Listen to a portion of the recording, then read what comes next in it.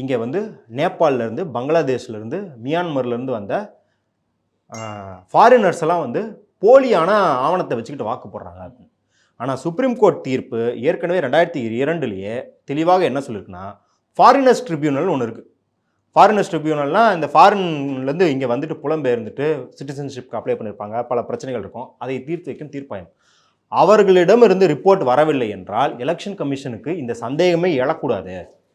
நீ யாரோட அதிகாரத்தில், உனக்கு முதல்ல அதிகாரம் கொடுத்துருக்காங்களா, இங்கே ஃபாரினர்ஸ்லாம் இருக்காங்கன்னு செக் பண்ணுறதுக்கு அதிகாரம் கொடுத்துருக்காங்கன்னா கிடையாது. அதே போல் இந்த ஸ்பெஷல் இன்டென்சிவ் ரிவிஷன்றதும் சட்டத்தின்படி ஒரு கான்ஸ்டுவன்சிக்கு தான் நடத்தலாம் மொழிய, ஒரு மாநிலத்துக்கு ஒரு மாதத்தில் நடத்துறதுக்குலாம் எந்த அதிகாரமும் கிடையாது. நீங்கள் யோசிச்சு பாருங்கள், 8.5 கோடி பேருக்கு 30 நாளில் நடத்துகிறாங்க அப்படின்னா, நீங்கள் அருணாச்சலம் மாதிரி 30 நாள் 30 கோடின்னு கணக்கு போட்டுங்க, எத்தனை லட்சம் பேரை ஒரு நாளில் ப்ராசஸ் பண்ணும். அதுக்கு அவங்க என்ன சொல்கிறாங்கன்னா, 80,000 பூத் லெவல் வாலண்டியர்ஸை அவங்க ட்ரெயின் பண்ணாங்க. எத்தனை நாளில்?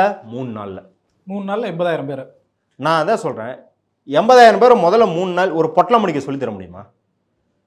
நீங்கள் 80,000 பேரை 3 நாளில் ட்ரெயின் பண்ண முடியும்னா, இந்தியாவில் இருக்கிற எல்லா டிபார்ட்மெண்ட்டையும் 3 நாளில் ட்ரெயின் பண்ணி ஒரு 2 வாரத்தில் இந்தியாவை வல்லரசாக்கிப்படலாமே.